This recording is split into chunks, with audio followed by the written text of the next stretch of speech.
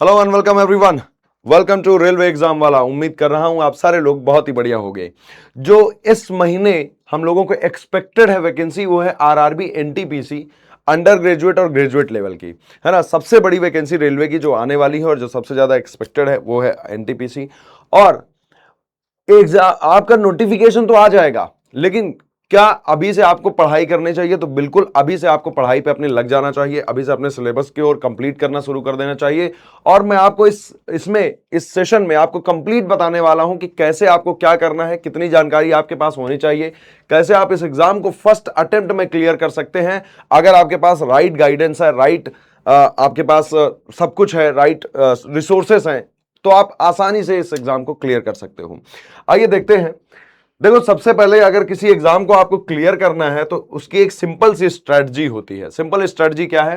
पहला कि आपको अपने एग्जाम के बारे में पता होना चाहिए। अपने एग्जाम के बारे में जानिए कि क्या एग्जाम है, कैसा होता है, क्या लेवल के क्वेश्चन आते हैं, किस तरह का पैटर्न होता है, ये सब आपको पता होना चाहिए। दूसरा, अपने सिलेबस को पहचानिए। आप सिलेबस को पहचानिए कि कितने सिलेबस में कितने डीप में क्वेश्चन पूछा जाता है या कितना विस्तार में क्वेश्चन पूछा जाता है, कितना क्वेश्चन पूछा जाता है, ये सब आपको जानकारी होनी चाहिए। अब इन दो मुद्दों पे बात करते हैं, आगे के मुद्दों पे हम लोग आगे बात करते हैं, फिर हम लोग इसको देखेंगे कैसे करना है। पहले नो योर एग्जाम। देखिए, आपको पता है कि एनटीपीसी का जो एग्जाम होता है उसमें दोनों तरीके के होते हैं। एक होता है अंडर ग्रेजुएट, दूसरा होता है ग्रेजुएट। अंडर ग्रेजुएट 12वीं पास के लोगों के लिए होता है और ग्रेजुएट वाला ग्रेजुएशन किए लोग जो हैं उनके लिए होता है। बात यह है कि दोनों में ही सीबीटी 1 और सीबीटी 2 दो एग्जाम होते हैं, सीबीटी 1 और सीबीटी 2, है ना। अब दोनों में ही पैटर्न जो होता है वो सेम होता है। अंडर ग्रेजुएट और ग्रेजुएट दोनों के लिए ही सेम पैटर्न होता है सीबीटी 1 सीबीटी 2 का, बस लेवल अलग होता है। और देखो, इसमें सीबीटी 1 जो होता है इसमें कितना मिलता है आपको? 90 मिनट मिलता है। किसमें? 90 मिनट मिलता है आपको, किसमें? सीबीटी 1 में। और इसमें होता क्या है? जनरल अवेयरनेस आती है। जनरल अवेयरनेस में क्या क्या? GK, history, biology, chemistry, science, सब कुछ आता है जनरल अवेयरनेस में। तो ये भी मैं बताऊंगा कितने से कितना क्वेश्चन आता है। तो इसके टोटल कितने आते हैं? सीबीटी 1 में 40 प्रश्न आते हैं। मैथमेटिक्स के कितने बेटा? 30 प्रश्न आते हैं। फिर रीजनिंग के कितने? 30 प्रश्न आते हैं। केवल 3 सब्जेक्ट हैं आपके पास, मैथ, रीजनिंग और जनरल अवेयरनेस। देन उसके बाद इसमें कुल प्रश्न कितने होते हैं? 100 होते हैं। कुल प्रश्न 100 होते हैं। यहां पे एमसीक्यू टाइप के क्वेश्चन होते हैं और निगेटिव मार्किंग भी होती है बेटा 1/3 की, 1/3 की निगेटिव मार्किंग भी होती है। इसी तरह अगर सीबीटी 2 में देखें तो क्वेश्चन तो बढ़ जाते हैं। क्वेश्चन कितने? 120 आते हैं, लेकिन समय उतना ही मिलता है, 90 मिनट ही मिलता है। यहां पे देखो, सामान्य ज्ञान जनरल अवेयरनेस से 50 प्रश्न हो जाते हैं, गणित से 35 प्रश्न और रीजनिंग के 35 प्रश्न। तो ये आपका एग्जाम पैटर्न होता है। यहां पर भी 120 टोटल एमसीक्यू होते हैं और यहां पे कितना? 1/3 की माइनस मार्किंग यहां भी होती है। ये हो गया आपके एग्जाम का पैटर्न। अब देखो जरा हमारे क्या क्या आया है। जैसे अगर सबसे पहले मैं बात करूं यूजी लेवल में, और यूजी लेवल में जनरल जीके जीएस वाले टॉपिक से कौन कौन से क्वेश्चन आए हैं, कितने क्वेश्चन आए हैं, ये हम प्रीवियस एग्जाम के डेटा के हिसाब से देख रहे हैं। देखिए, पहला अगर मैं बात करूं, यहां पर टॉपिक लिखा है यूजी लेवल के लिए है। 2025 के एग्जाम को, 24-25 के एग्जाम को एनालाइज करने के बाद है। टोटल 57 शिफ्ट में एग्जाम हुआ था और उनको देखने के बाद हमें यह पता चला है कि बायोलॉजी के कितने क्वेश्चन है बेटा? 64 क्वेश्चन आए हैं। यानी लगभग 1.1 से 2 क्वेश्चन हर एक शिफ्ट में पूछा गया है। केमिस्ट्री के लगभग 65 क्वेश्चन आए हैं इन 57 शिफ्टों में, मतलब हर शिफ्ट में 1 से 2 क्वेश्चन पूछा गया है। फिजिक्स के भी 65 क्वेश्चन टोटल आए 57 शिफ्ट में। इकोनॉमिक्स 157 क्वेश्चन पूछे गए हैं, यानी करीब 2 से 3 क्वेश्चन, 3 से 4 क्वेश्चन पर शिफ्ट आपसे इकोनॉमिक्स से पूछे गए हैं। ठीक है। ज्योग्राफी के 253 है, यानी पर शिफ्ट 4 से 5 क्वेश्चन आपसे पूछे गए हैं। एंशिएंट हिस्ट्री 71 क्वेश्चन आए, मतलब 1 से 2 क्वेश्चन आपसे हिस्ट्री से पूछे गए हैं। मिडाइवल हिस्ट्री देखो 67 क्वेश्चन टोटल पूछे गए हैं इन 57 शिफ्टों में, यानी कि ये हम लोग सीबीटी 1 की बात कर रहे हैं। तो कितना क्वेश्चन पूछा गया है? कम से कम 1 से 2 क्वेश्चन। मॉडर्न हिस्ट्री में 194, यानी ऑन एन एवरेज 3 क्वेश्चन पूछे गए। अब देखो 1 से 2 है तो हो सकता है किसी में 3 क्वेश्चन पूछे गए हो, किसी में 2 क्वेश्चन पूछे गए हो, किसी में 1 भी क्वेश्चन ना पूछा गया हो। एवरेज लेके हम लोग ये देख रहे हैं, ठीक है, इन पूरे शिफ्टों का। पॉलिटी में टोटल 57 शिफ्टों में 300 क्वेश्चन, यानी पर शिफ्ट अगर हम चेक करें तो पर शिफ्ट अपने पास 5 क्वेश्चन है। इस तरह कंप्यूटर के अपने पास अगर हम क्वेश्चन देखें बेटा तो कंप्यूटर के पर शिफ्ट लगभग 2 क्वेश्चन, 113 क्वेश्चन टोटल आए हैं। फिर यहां पे देखो आर्ट एंड कल्चर से 11 क्वेश्चन है टोटल, यानी बहुत कम क्वेश्चन आपके आर्ट एंड कल्चर से पूछे जाते हैं। देन आप देखो कि म्यूजिक से 2 क्वेश्चन है, यानी कि बहुत कम क्वेश्चन, पूरे 57 शिफ्टों में सिर्फ 2 क्वेश्चन आए हैं। पूरे डांस से कितने 14 क्वेश्चन आए, यानी कि पर शिफ्ट एक आध किसी एक शिफ्ट में आया, किसी में नहीं भी आया। फेस्टिवल में कितने 5 क्वेश्चन पूछे गए हैं। आर्ट और कल्चर से 47 क्वेश्चन पूछे गए हैं। टेंपल से 7 क्वेश्चन पूछे गए हैं। अवार्ड और अपॉइंटमेंट वाले सेक्शन से 7 क्वेश्चन पूछे गए हैं। गवर्नमेंट स्कीम से 75 क्वेश्चन। तो आप ये एक चीज देखो, करंट अफेयर वाला जो पोर्शन है वो कितना ज्यादा आ रहा है। करंट अफेयर से ही है पूरा, बुक्स एंड ऑथर भी करंट अफेयर से ही पूछ लेता है। स्पोर्ट्स, गवर्नमेंट स्कीम, ये अवार्ड और अपॉइंटमेंट्स, ये सब कितना है, ये सब करंट अफेयर का पोर्शन है। करंट अफेयर के 701 क्वेश्चन अलग से पूछे गए हैं। कुछ मिसलेनियस टॉपिक होते हैं, उसके 31 क्वेश्चन, स्पोर्ट्स से 31, गवर्नमेंट स्कीम, यानी कि आपका जीके जीएस वाला पोर्शन है बहुत इंपॉर्टेंट है। उसमें भी आपका करंट अफेयर बहुत ज्यादा इंपॉर्टेंट है। और ये सारे टॉपिक मैंने बता दिया। इनमें कुछ स्टैटिक वाले हैं, कुछ क्या है करंट अफेयर में आपको मिल जाते हैं। तो इन टॉपिक्स को आपको बहुत बढ़िया तरीके से रखना है। दूसरे का भी मैं आपको दिखाता हूं, दूसरे सब्जेक्ट्स का यूजी लेवल में। तो यहां पे देखो रीजनिंग, अगर रीजनिंग में देखो तो बहुत आसान रीजनिंग आती है, बहुत बढ़िया आती है। आप 100 आउट ऑफ 100 स्कोर कर सकते हो। कैसे करना है, कैसे पढ़ना है, ये भी मैं इसमें बताऊंगा। यहां पे आप देख सकते हो ये टॉपिक है और उनका क्या वेटेज रहा है पिछले एग्जाम्स में। देखिए जरा, यहां पे आपके पास ब्लड रिलेशन 57 क्वेश्चन, यानी 1 से 2 क्वेश्चन आता ही आता है। कोडिंग एंड डिकोडिंग सबसे ज्यादा क्वेश्चन आया, 3 से 4 क्वेश्चन आते हैं हर शिफ्ट में।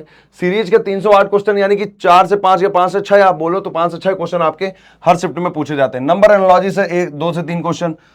अल्फा न्यूमेरिक ऑर्डर से 317 क्वेश्चन टोटल पूछे गए हैं, मतलब 6 से 7 क्वेश्चन अल्फा न्यूमेरिक सीरीज से पर शिफ्ट। डायरेक्शन के 154 क्वेश्चन टोटल पूछे गए 57 शिफ्टों में। सिटिंग अरेंजमेंट पजल के देखो 199, यानी ये इंपॉर्टेंट टॉपिक है। जिनके ज्यादा क्वेश्चन वो इंपॉर्टेंट टॉपिक अपने आप, तो इनका आप स्क्रीनशॉट ले लो, स्क्रीनशॉट लेकर रख लो। और ये देखो जौन से इंपॉर्टेंट टॉपिक है उनको आपकी बढ़िया तैयारी होनी चाहिए, बढ़िया तरीके से आपने पढ़ा हुआ है।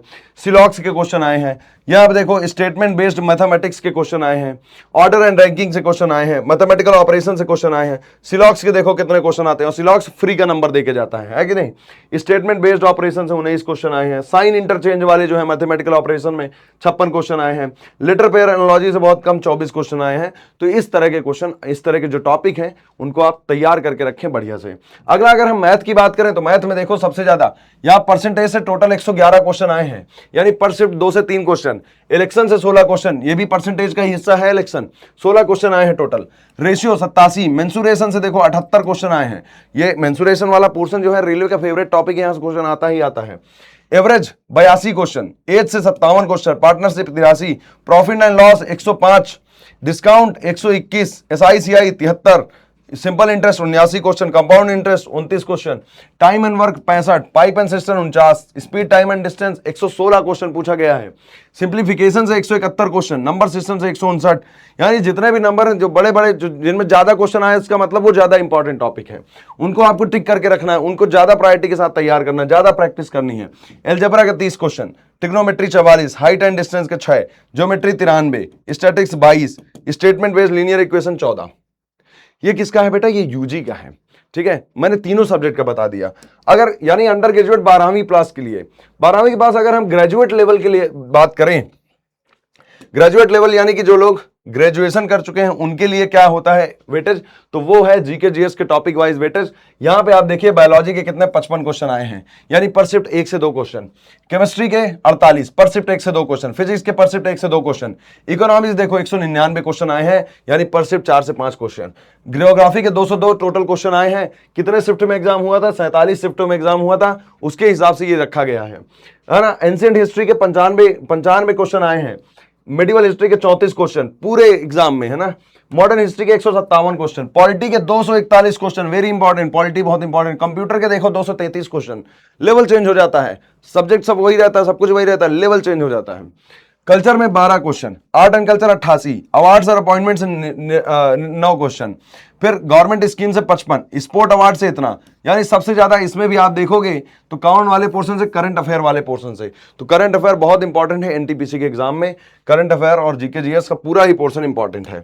देन अगला अगर हम देखें मैथमेटिक्स का, इसमें तो मैथ का कितना रेशियो है, तो मैथ में देखो परसेंटेज से कितना 109 क्वेश्चन पूछे गए हैं टोटल, यानी पर शिफ्ट 2 से 3 क्वेश्चन आप बोल सकते हो।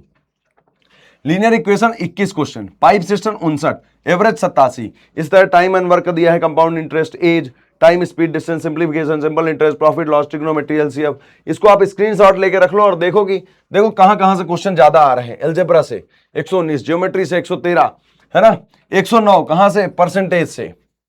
87 एवरेज से ही क्वेश्चन आ गए हैं। यहां पर रेशियो से देखो, रेशियो से 94, मेंसुरेशन से 76। तो ये आपका वेटेज है, जो क्या है सबसे ज्यादा आते हैं टॉपिक, जो कुछ कम आते हैं, यानी कि ये टोटल आपसे पूछा गया है। तो आपको ईमानदारी से क्या करना है, ये पूरा सिलेबस आपको देखना है। इसी तरह आपको रीजनिंग का दिया गया है ग्रेजुएट लेवल के लिए कि रीजनिंग के सबसे ज्यादा क्वेश्चन कहां से आए हैं, कोडिंग एंड डिकोडिंग सीरीज से आए हैं, सिटिंग अरेंजमेंट पजल वाले क्वेश्चन जो आए हैं। फिर उसके बाद अपने पास ये है letter cluster pair, letter analogy, ये अरेंजमेंट है ना, इन सब से क्वेश्चन आपसे पूछे गए हैं। डायरेक्शन, इन सब से क्वेश्चन पूछे गए। ये सब क्या है, एकदम इंपॉर्टेंट टॉपिक है। अब इसको हम तैयार कैसे करें, अगर ये सब है तो इसको हम तैयार कैसे करें। अच्छा, तैयारी किस लेवल की करनी है, इसके लिए आपको पता होना चाहिए भाई कितना कट ऑफ जाता है। ये सब जानकारी भी तो आपके पास होनी चाहिए, कितना कट ऑफ जाता है, क्या जाता है। तो ये देखो, मैं आपको एक बार कट ऑफ से रूबरू करा देता हूं। अंडर ग्रेजुएट की CBT 1 की कट ऑफ जो गई है, वो देखो ये सारे zone wise cut of the गई है आपको, ठीक है। मिनिमम कट ऑफ है UR की, मिनिमम कितना नंबर चाहिए आपको अगर उस जोन की कट ऑफ क्लियर करना है, किससे, बिना उससे अनरिजर्व कोटा से। तो देखो हाईएस्ट कट ऑफ गई है थिरुवनंतपुरम की, कितनी, 80 नंबर। और लोवेस्ट कहां की गई है, देखो बेंगलुरु की गई है 70 नंबर। बाकी जोन की आपके पास ये दी गई है कट ऑफ, ठीक है, ये दी गई है। देखो प्रयागराज की 77 दिया गया है, कोलकाता की 79 दिया गया है। मतलब आपका टारगेट कितना होना चाहिए बेटा, कम से कम 85 नंबर, कम से कम कितना, 85 नंबर CBT 1 में होना चाहिए अंडर ग्रेजुएट में। और देखो इसकी अगर मैं CBT 2 की बात करूं तो CBT 2 में देखो ये आपको कट ऑफ दी गई है सारे जोन की, है ना, मुंबई, कोलकाता, प्रयागराज। और आप देखो कि इसमें हाईएस्ट कट ऑफ आपको कौन सी दिख रही है, ये भी देखो तिरुवनंतपुरम की है 81। और लोवेस्ट आपको किसकी दिख रही है, लोवेस्ट देखो ये 74 नंबर गए हैं, किस जोन की गई है, चेन्नई की। तो ये आपको कट ऑफ दी गई है, यानी UR की मिनिमम कट ऑफ है इस जोन में, ठीक है, अनरिजर्व कैटेगरी की, ये CBT 2 की। इसी तरह अगर आप ग्रेजुएट लेवल की तैयारी कर रहे हैं तो ग्रेजुएट लेवल की कट ऑफ भी देखिए, ये आपको ग्रेजुएट लेवल की मिनिमम कट ऑफ दी गई है UR की। यहां पे कोलकाता, मुंबई, ये सब जोन दिए गए हैं। यहां पे आप देखो कि हाईएस्ट किसकी गई है, तो हाईएस्ट जो कट ऑफ गई है ग्रेजुएट लेवल में, ध्यान देखो 80 नहीं पहुंची है, 70, 73, 70, 73, 68, 67, 76। मतलब लेकिन अगर आपको क्लियर करना है, अगर आपको एग्जाम क्लियर करना है इन एग्जाम को देखने के बाद, तो आपका टारगेट आपको क्या रखना पड़ेगा, 85 प्लस नंबर। जब आप 85 प्लस रखोगे, कुछ सिली मिस्टेक्स होंगी तो 80 के आसपास आओगे, है ना, 80 नंबर के आसपास तो आपके आने ही चाहिए, तब आप किसी भी जोन से क्लियर कर पाओगे, जिस भी जोन में होगे, यानी कंपटीशन बहुत तगड़ा होता है। अगला आप देखोगे कि CBT 2 की कट ऑफ, CBT 2 में देख लो, ये CBT 2 की कट ऑफ दी गई है, जोन वाइज वैकेंसी दी गई है और उनके हिसाब से कट ऑफ दी गई है। इसको आप देख के आप निर्णय लो कि आपको कितने नंबर स्कोर करना है। अब आप जब एक बार एग्जाम के बारे में जान चुके हैं तो हम लोग फिर से अपने पैटर्न पे आते हैं। एग्जाम के बारे में जान चुके हैं, आपने सिलेबस देख लिया है, किसका कितना वेटेज है ये आप जान गए हो, तो आपके पास स्ट्रेटजी क्या है कि भाई साहब सबसे पहले आप अपना सिलेबस पूरा करिए। सिलेबस आप कहां से पूरा कर सकते हो, जहां से आपकी इच्छा है। लेकिन मेरा सजेशन ये है कि आप कोई ना कोई बैच जरूर ज्वाइन करें, जहां पे टीचर आपको हर एक चीज समझा देगा, हर एक चीज एक ही जगह पे उपलब्ध हो जाती है, वहां पे आप आसानी से चीजें सीख सकते हो, ठीक है। वहां पे आपको कोई मेहनत नहीं करनी है, बस आपका काम यह है कि आप सिलेबस कंप्लीट करो। कैसे करना है ये भी मैं बता देता हूं अभी, कैसे करना है NTPC के लिए, सिलेबस कहां पे मिलेगा। दूसरा, प्रैक्टिस PYQ। जब आप सिलेबस कंप्लीट कर रहे हो तभी आपको, जैसे एक चैप्टर कंप्लीट हो गया, मान लो कोडिंग एंड डिकोडिंग रीजनिंग में कंप्लीट हो गया, तो आपको क्या करना है बेटा, साथ ही साथ रेलवे के PYQs उठा लेने हैं। सबसे पहले उसके PYQ उठाने जिस एग्जाम की आप तैयारी कर रहे हो, यानी NTPC के। जब NTPC के आप PYQs खत्म कर डालो, तब आप किधर की ओर बढ़ो, तब आप बढ़ो दूसरे RRB के, दूसरे रेलवे के PYQs में। ठीक, इस तरह से आपको पढ़ना होता है। अगला, जब आपने ये कर लिया, टॉपिक वाइज PYQ कर लिए, चैप्टर वाइज PYQ कर लिए, तो अब आपका आता है कि मॉक टेस्ट स्पीड आपकी होनी चाहिए, एक्यूरेसी बढ़नी होनी चाहिए। तो जब आपका करीब करीब 50% सिलेबस कंप्लीट हो जाए, 50% सिलेबस कंप्लीट हो जाए, तो आपको क्या करना होना चाहिए, क्या आपको करना है, मॉक टेस्ट। और मॉक टेस्ट में भी ये नहीं कि मॉक टेस्ट देने के बाद आप बैठ गए, मॉक टेस्ट के बाद आपको एनालिसिस करना होता है। ये मैं अगले वीडियो में जरूर बताऊंगा कि मॉक टेस्ट का एनालिसिस कैसे करते हैं और कैसे आप अपने स्कोर बढ़िया कर सकते हैं। लेकिन अगर आप तैयारी कर रहे हैं तो इस तरह से आप अपनी तैयारी शुरुआत कर सकते हैं। एक प्रॉपर टाइम टेबल बनाइए, उसके फॉलो करिए, कितने दिन में कौन सब्जेक्ट कंप्लीट करना है, जो इंपॉर्टेंट है उसको पहले दीजिए, जिसमें ज्यादा वेटेज है उसको ज्यादा पहले तैयार करिए। इस तरह से आप तैयारी कर सकते हो। अब देखो भाई, आप कहीं से भी तैयारी कर सकते हो, लेकिन अगर आप तैयारी करना चाहते हो एक बेहतर तरीके से, तो आप कहां पे आ सकते हो, आप बेटा आ सकते हो कहां पे, आप जा सकते हो अपने PW पे। ठीक है, आप PW लॉग इन करिए, क्या है, PW फिजिक्स वाला। आप PW पे जाओगे और फिजिक्स वाला पे आप जाओगे तो आपको सिंपली कहां जाना है, ऑल कोर्सेज। पहले तो लॉग इन कर लेना है, देन उसके बाद आपको कहां जाना है, ये ऑल कोर्सेज। ऑल कोर्सेज में जाने के बाद देखो गवर्नमेंट एग्जाम वाली कैटेगरी है यहां पे जाने के बाद आप देखोगे तो ये रेलवे लिखा है, रेलवे लिखा है। यहां पे आप जाओगे और यहां पे जाने के बाद देखिए, यहां पे जाने के बाद आपको बैचेस दिखेंगे। पहला सफर रेलवे फाउंडेशन 2027 के लिए। लेकिन अगर आप एनटीपीसी की तैयारी 26-27 एग्जाम के लिए करना चाहते हैं तो तेजस 3.0 बैच है, इसको आप ले सकते हो। इसकी क्लासेस 26 अगस्त से शुरुआत हो रही हैं, ठीक है, इसकी क्लासेस 26 अगस्त से शुरुआत हो रही हैं। इसमें आपका एग्जाम जो है वो आपके एग्जाम होने से पहले ये पूरा का पूरा सिलेबस कंप्लीट करा दिया जाएगा।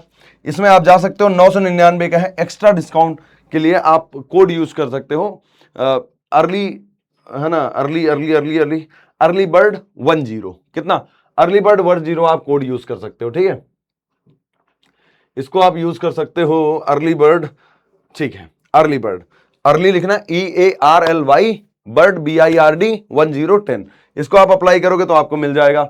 दूसरा, अगर आप एसएससी और रेलवे कंबाइंड प्रिपरेशन करना चाहते हो, ये फाउंडेशन बैच है। अगर आप 2027 के एग्जाम्स के लिए प्रिपेयर करना चाहते हो तो आप इस वाले बैच को ले लो, एसएससी और रेलवे दोनों का कंबाइंड बैच है। अगला, अगर आप सिर्फ रेलवे का फाउंडेशन बैच लेना चाहते हो तो सफर बैच है, जो कि फाउंडेशन बैच है 2027 के एग्जाम के लिए, इसको ले सकते हो। तो ये वीडियो में अगर आपको कोई भी और जानकारी चाहिए तो आप मुझे कमेंट सेक्शन में बता सकते हैं, या आपके कुछ सुझाव हैं तो आप शेयर कर सकते हैं, ठीक है। मिलते हैं नेक्स्ट वीडियो में। अपनी तैयारी शुरू कर दीजिए, बिल्कुल समय नहीं है। आगे मॉक टेस्ट कैसे लगाना है, मॉक टेस्ट कैसे एनालिसिस करना है, वो भी जैसे मैं करता था वैसे मैं आपको जरूर बताऊंगा। मिलते हैं नेक्स्ट वीडियो में। Thank you so much.